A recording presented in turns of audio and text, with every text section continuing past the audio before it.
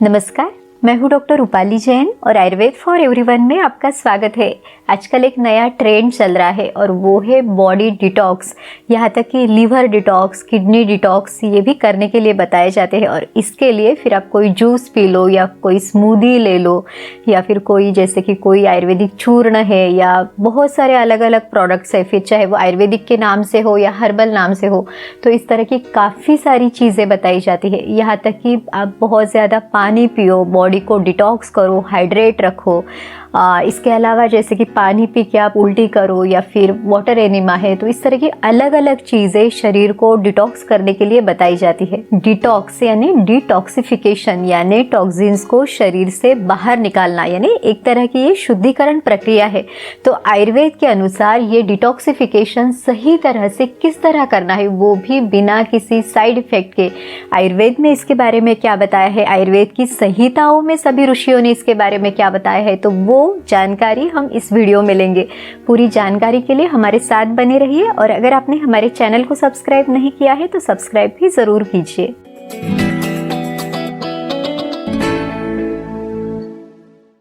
क्या आपने कभी ये सोचा है कि शरीर को इस तरह से डिटॉक्स करने की ज़रूरत क्यों पड़ रही है? तो इसमें सबसे पहली जो प्रक्रिया है वो है टॉक्सिन्स को शरीर में जमा होने देना। यानी हम टॉक्सिन को या इम्प्यूरिटीज़ को, अशुद्धियों को पहले शरीर में जमा होने दे रहे हैं और फिर उसके बाद डिटॉक्स कर रहे हैं। तो ये सही तरीका नहीं है। इसके लिए क्या करना है, देखिए आयुर्वेद में स्पष्ट रूप से जो आयुर्वेद का प्रयोजन बताया हुआ है, तो उसमें कहा गया है स्वस्थस्य स्वास्थ्य रक्षणम आतुरस्य विकार प्रशमनम च। यानी जो व्यक्ति स्वस्थ है, हेल्दी है, निरोगी है, तो उसके स्वास्थ्य की रक्षा करना, तो ये आयुर्वेद का पहला उद्देश्य, पहला प्रयोजन है। और उसके बाद अगर कोई बीमार पड़ता है, कोई बीमारी होती है, तो फिर उसके लिए चिकित्सा दी जाती है, यानी ये सेकेंडरी है। और आजकल हमने देखा है कि काफ़ी सारी जो बीमारियां हैं वो लाइफस्टाइल रिलेटेड है, यानी जैसे कि डायबिटीज़ है, हाइपरटेंशन है, कार्डियक प्रॉब्लम्स है या फिर एंडोक्राइन ग्लैंड रिलेटेड जो प्रॉब्लम्स है, यानी पीसीओडी हो या फिर थायराइड हो, तो ये सब की सब जो है लाइफस्टाइल रिलेटेड है। तो लाइफस्टाइल को इम्प्रूव करना है और इसीलिए आयुर्वेद में सबसे पहले जो बताया गया है वो है दिनचर्या, यानी हमारा डेली रूटीन किस तरह का हो। तो इस पर भी डिटेल वीडियो हमने बनाया है, वो भी आप देख सकते हैं। कुछ लोगों का ये कहना है कि जो आयुर्वेद की दिनचर्या है वो आजकल प्रैक्टिकली हम नहीं अपना सकते, इतना टाइम ही किसके पास है। तो देखिए दिनचर्या में जो बताया हुआ है उसमें से कुछ छोटे छोटे नियम या छोटी छोटी टिप्स आप आराम से फॉलो कर सकते हैं। जैसे कि उठने सोने का जो सही समय है तो वो आप फॉलो कर सकते हैं। जो वाग्भट ऋषि है दिनचर्या अध्याय में, यानी अष्टांग हृदय इस ग्रंथ के दिनचर्या अध्याय में हमें बताते हैं, ब्राह्मे मुहूर्ते उत्तिष्ठेत स्वस्थो रक्षार्थम आयुष, यानी हमेशा स्वस्थ रहने के लिए, आयु की रक्षा के लिए हमें ब्राह्म मुहूर्त में उठना है। अब अगर हम जो जिनकी नाइट शिफ्ट वगैरह है, तो नाइट शिफ्ट वालों को छोड़ के बाकी मैक्सिमम लोग जो रात को जाग रहे हैं वो बिना किसी कारण के रात को जाग रहे हैं और सुबह भी लेट उठ रहे हैं। तो जब रात को हम इस तरह से जागते हैं तो शरीर में वात और पित्त दोष बढ़ता है, और जब हम सुबह लेट उठते हैं या फिर दिन में सोते हैं तो कफ दोष भी बढ़ता है। तो इस तरह से तीनों दोषों का इम्बैलेंस है। और जब दोष विकृत होते हैं तो शरीर में धातुओं को विकृत करते हैं, यहाँ तक कि अग्नि की भी विकृति होती है। यानी एक छोटी सी चीज़ है लेकिन उसके कारण शरीर में कितने सारे जो बाकी असर है वो भी दिखाई दे सकते हैं। दिनचर्या में नस्य है, यानी नाक में तेल या घी की बूंदे डालना, कवल या गंडूश है यानी ऑयल पुलिंग है, या फिर अभ्यंग यानी शरीर पर तेल लगाना, तेल की मालिश करना, या फिर व्यायाम है। तो इन छोटी छोटी चीज़ों को दिनचर्या में अपनाना ज़रूरी है। बीमारी होने के बाद कुछ करते बैठने से अच्छा है कि हम रेगुलर बेसिस पे कुछ समय इन चीज़ों के लिए निकालें। यहाँ तक कि आयुर्वेद में खान पान की विधि, आहार विधि विधान आयुर्वेद में बताया हुआ है। ये जितनी भी चीज़ें हैं जैसे नस्य है या फिर ऑयल पुलिंग है, अभ्यंग है, या फिर आयुर्वेद के अनुसार खान पान कैसे होना चाहिए, इन सभी विषयों के ऊपर सेपरेट वीडियोस है। तो आप अगर चाहते हैं तो इन वीडियोस की लिंक डिस्क्रिप्शन बॉक्स में है, आप देख सकते हैं। जब मौसम बदलता है तो दिनचर्या में कुछ बदलाव करना भी ज़रूरी रहता है। इसे ही आयुर्वेद में ऋतुचर्या कहा गया है, क्योंकि हर एक मौसम में या ऋतु में हमारे शरीर में जो वात पित्त कफ ये दोष है तो इनकी अवस्था भी बदलती रहती है। जैसे दोषों का शरीर में जमा होना है, इनका बढ़ना या फिर कम होना, जिसे आयुर्वेद में संचय, प्रकोप और प्रशम कहा गया है। यहाँ तक कि शरीर में जो जठराग्नि की अवस्था है या शरीर का बल है वो भी कम ज़्यादा रहता है। तो इन सब का विचार करके ही जो खान पान है या शारीरिक क्रिया है तो उनके बारे में बताया जाता है। इसे ही ऋतुचर्या कहा गया है। ऋतुचर्या के बारे में भी अलग अलग वीडियोस हैं, आप देख सकते हैं। अगर हम इस तरह की दिनचर्या है, ऋतुचर्या है या फिर खान पान के नियम है, इनका अगर हम पालन नहीं कर पाते तो फिर शरीर में जो दोष है यानी वात पित्त कफ ये दूषित होते हैं, धातुओं की भी विकृति होती है, अग्नि भी विकृत होता है और फिर इन सब के कारण शरीर में बीमारियां होती है। और जब ये बीमारियां होती है तो उसके बाद चिकित्सा का रोल है, यानी तब ट्रीटमेंट देना ज़रूरी है। और आयुर्वेद में जो चिकित्सा बताई जाती है तो वो दो तरह की चिकित्सा है, एक है शमन चिकित्सा और दूसरी है शोधन चिकित्सा। शमन चिकित्सा यानी जो भी बीमारी हुई है तो उसमें जो लक्षण दिख रहे हैं उनको शांत करने की चिकित्सा, ये शमन चिकित्सा है। तो फिर इसके लिए जैसे कि लंघन चिकित्सा है यानी उपवास करने के लिए बताया जाता है, या फिर व्यायाम है या दीपन पाचन चिकित्सा है यानी अग्नि को बढ़ाने वाली, पचन अच्छा करने वाली। यहाँ तक कि बहुत सारी आयुर्वेदिक दवाइयाँ भी शमन चिकित्सा के लिए इस्तेमाल की जाती है। तो इस तरह जो भी बीमारी के लक्षण है तो उन लक्षणों को शांत करने में, बीमारी को कम करने में इस तरह की शमन चिकित्सा दी जाती है। लेकिन जब ये दोष ज़्यादा बढ़ जाते हैं, लक्षण ज़्यादा है, आपने सब कुछ जो घरेलू नुस्खे हैं, उपाय है या फिर आयुर्वेदिक चिकित्सा है, ये आपने सब ले ली, लेकिन फिर भी जो बीमारी है वो पूरी तरह से ठीक नहीं हो रही है, लक्षण बार बार दिखाई दे रहे हैं, शरीर में ये दोष बहुत ज़्यादा बढ़े हुए हैं, तब उस अवस्था में शोधन चिकित्सा करना ज़रूरी है। और ये जो शोधन चिकित्सा है यानी आयुर्वेद की जो पंचकर्म चिकित्सा है, इसमें शरीर की ये जो इम्प्योरिटीज़ है, अशुद्धियाँ है, बहुत ज़्यादा बढ़े हुए जो दोष है तो इनको शरीर से बाहर निकाला जाता है। और ये सही मायनों में डिटॉक्सिफिकेशन प्रोसेस है। और आयुर्वेद के ग्रंथों में हज़ारों साल पहले इस तरह का ये डिटॉक्सिफिकेशन हमें बताया हुआ है।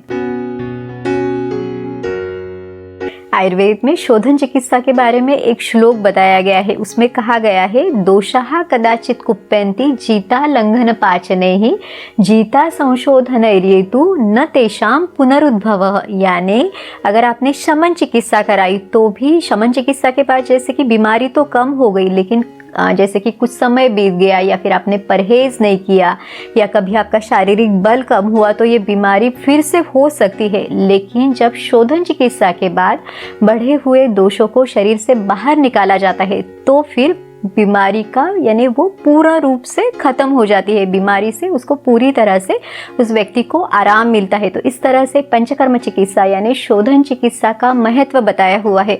अब क्या शोधन चिकित्सा सिर्फ बीमारी में कर सकते हैं या फिर स्वस्थ व्यक्ति भी इसे कर सकता है?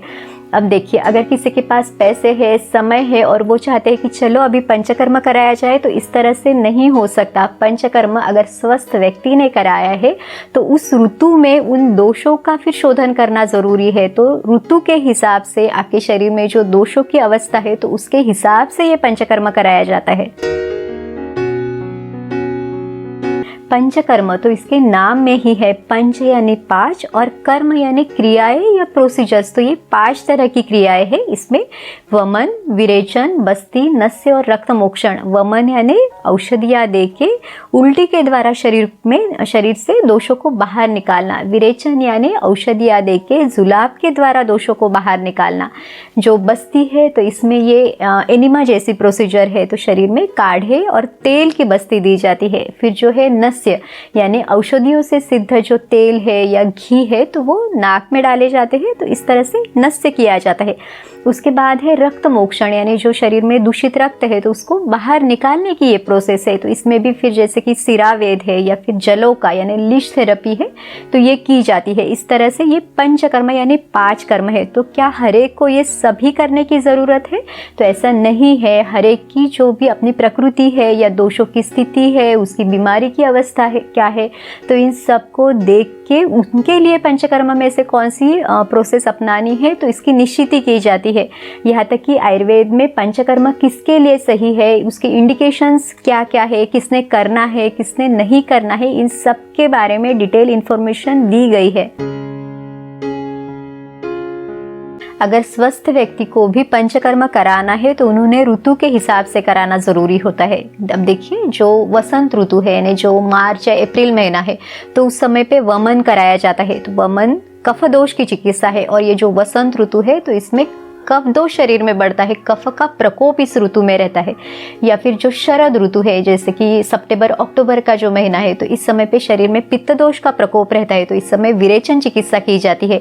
विरेचन जो है शरीर में जमा अतिरिक्त पित्त को बाहर निकालने की चिकित्सा है। या फिर जो बस्ती चिकित्सा है वो वर्षा ऋतु में यानी बारिश के मौसम में कराई जाती है, क्योंकि ये जो बारिश का मौसम है ये वात के प्रकोप का है और बस्ती वात को कम करने के लिए सबसे जो श्रेष्ठ चिकित्सा है तो उसमें से ये बस्ती चिकित्सा है। इस तरह से ऋतुओं का ध्यान रख के भी पंचकर्म चिकित्सा कराई जाती है। पंचकर्म की जो हर एक क्रिया है तो उसके पहले जो कराया जाता है उसे पूर्व कर्म कहते हैं। यानी जो फिर स्नेहन और स्वेदन है, स्नेहन में भी जैसे आभ्यंतर स्नेहन है जिसे कि घी पिलाया जाता है, या फिर बाह्य स्नेहन यानी शरीर को तेल की मालिश कराई जाती है, तो इस तरह से स्नेहन चिकित्सा रहती है। उसके बाद स्वेदन यानी शरीर को सेक देना है, स्टीम देना है, तो इस तरह से स्नेहन और स्वेदन ये पूर्व कर्म में बताए जाते हैं, यानी मेन प्रोसेस के पहले ये कराया जाता है। काफ़ी लोगों को ये भी लगता है कि बस मालिश और सेक वगैरह ले लिया तो हो गया पंचकर्म, लेकिन ऐसा नहीं है। ये पूर्व कर्म के जो है स्नेहन और स्वेदन ये पूर्व कर्म में किया जाता है। फिर उसके बाद जो मेन प्रोसेस है वो रहती है और उसके बाद पश्चात कर्म यानी संसर्जन क्रम उसे कहा जाता है। अब देखिए, जब भी पंचकर्म कराया जाता है तो पंचकर्म के बाद शरीर का बल कम होता है, अग्नि भी मंद होता है, तो इनको धीरे धीरे बढ़ाने की ज़रूरत है। उस तरह का खान पान और परहेज बताया जाता है, तो इसे संसर्जन क्रम बताया जाता है। तो ये पश्चात कर्म है।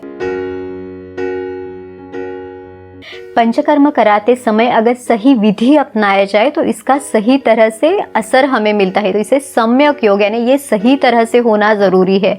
अगर इसका यानी अति योग या अयोग यानी जैसे कि देखिए, अगर किसी को विरेचन कराना है यानी औषधियाँ देके जुलाब के द्वारा उसके दोषों को बाहर निकालना है, तो अगर जुलाब ज़्यादा बार होते हैं तो इसे अति योग कहा गया है, या फिर बिल्कुल ही नहीं होते या कम होते हैं तो इसे अयोग कहा गया है। तो इस तरह से अयोग या अति योग अगर होता है तो फिर आपको पंचकर्म के फायदे तो नहीं मिलेंगे, उल्टा नुकसान हो सकता है। तो इसका सम्यक योग जरूरी है, यानी सही तरह से इसके वेग जो है वो आना, जितनी यानी अपेक्षा है तो उस तरह से उसके वेग आना जरूरी है। इसे ही आयुर्वेद में सम्यक योग बताया हुआ है। इसीलिए पंचकर्म को हमेशा आयुर्वेद चिकित्सक की निगरानी में सही तरीके से करना जरूरी है। पंचकर्म के बाद बीमारी को जड़ से खत्म करने में मदद मिलती है, और यहाँ तक कि अगर कुछ दोष बच भी जाते हैं तो उन्हें बाद में शमन चिकित्सा के द्वारा या थोड़ी बहुत औषधियाँ देके उनको भी ठीक कराया जा सकता है। यहाँ पे एक बात और जानना ज़रूरी है कि जो भी वाटर एनीमा है यानी जो पानी वाला एनीमा है तो वो बस्ती चिकित्सा नहीं है। यहाँ तक कि जो पानी पी के उल्टी कराई जाती है वो वमन नहीं है। आयुर्वेद में जो वमन और बस्ती चिकित्सा बताई गई है वो बहुत अलग है। पंचकर्म के बारे में भी डिटेल वीडियो है, आप अगर इसकी पूरी जानकारी लेना चाहते हैं तो आप वो वीडियो देख सकते हैं। इस तरह से कोई भी जूस है या फिर स्मूदी है या फिर कोई चूर्ण है या कोई भी शॉर्टकट मेथड शरीर को इस तरह से डिटॉक्स नहीं कर सकता। शरीर को अगर सही मायनों में डिटॉक्स करना है तो सबसे पहले हमने देखा कि टॉक्सिन्स को शरीर में जमा ही नहीं होने देना है, और अगर ये जमा होते हैं किसी भी कारण से तो भी इसे डिटॉक्स करने के लिए जो विधिवत या फिर जो शास्त्रोक्त क्रिया आयुर्वेद में बताई हुई है वो करना जरूरी है। इसमें आप क्या सोचते हैं ये भी हमें कमेंट बॉक्स में ज़रूर बताइए। अगर आपको ये वीडियो अच्छा लगा तो लाइक, शेयर और सब्सक्राइब कीजिए। फिर मिलेंगे अगले वीडियो में। आयुर्वेद को अपनाइए, स्वस्थ रहिए। नमस्कार।